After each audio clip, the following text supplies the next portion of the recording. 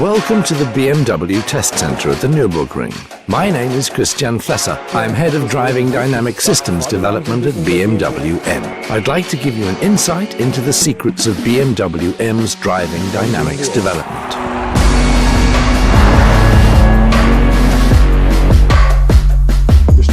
This is the new BMW M3, a pre-production vehicle. This means that we're already close to series production within the various vehicle development phases. We're at the Nürburgring to coordinate the fine-tuning of its driving dynamics control systems. The new M3 will be available in two drive options: rear-wheel standard drive and our new MX drive, all-wheel drive. Here at the Nürburgring, we drive many laps on the Nordschleife, but we also take the cars out on country routes, motorways and roads with bad surfaces.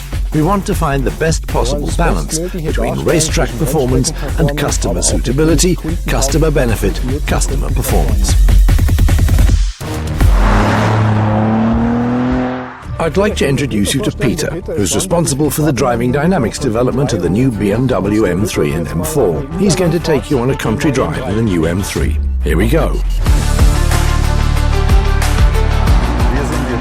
We're on the damper tuning route now.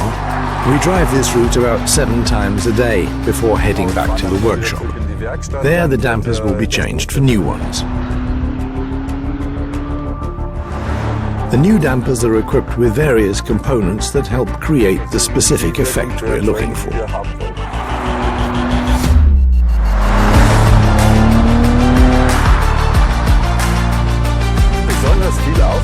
We put a lot of effort into eliminating disturbance from the steering system, such as the force generated by friction. It's a big task, but once we achieve it, the result will be a vehicle that's very easy to drive.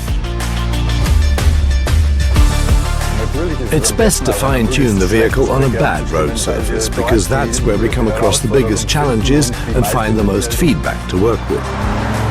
With the stabilization control system, we want to allow the driver to gradually take the vehicle to the limit and then give them the performance that allows them to keep it there. This is the first time that we're offering MX drive in the BMW M3. The system supports low friction conditions such as snow and ice, especially when cornering dynamically. We have a friction coefficient meter on board, enabling the vehicle to sense the level of friction between the road surface and the tires.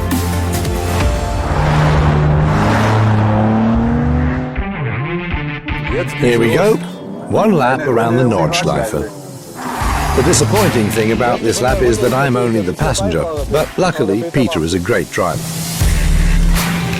Now it's on to the first exciting section, braking at Hatzenbach. This is very challenging for the ABS. Here we check to make sure that the wheels don't stop at the slip value and that the car brakes well. We're driving straight over the top of Schwedenkreuz, one of the circuit's fastest sections. Here it's important that the car has good aerodynamic balance, so that when you're driving like this, the rear remains stable and tight to the road and we don't lose any wheel load. Now we turn into Fuchsröhre. Fuchsröhre is a very narrow section if you take the ideal line.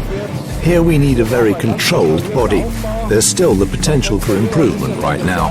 The car is still very pressure heavy. Now we're driving out of the corner with slight oversteer. There's roadworks here. Of course we're driving within the speed limit. So, roadworks over, on we go. Now we head in the direction of Kallenhardt. Here you need good grip at the front axle when turning in, as the corner's very tight. Turning in's a real pleasure. Now we come to a significant braking point, Breitscheid Bridge. The ABS is very important here. There's an oil spill ahead. That doesn't give you much confidence as a passenger, but Peter's driving does. Here at Exmühler, the M differential comes into play. You need grip because the corner turns outwards. You also need forward traction to take the speed into the Lauder curve.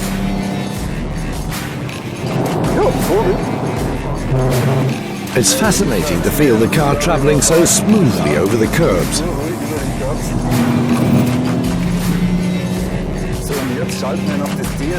Now we switch on the DSC, which takes us very softly to the limit. The DSC is fully activated and we have no problems driving at full racetrack speed.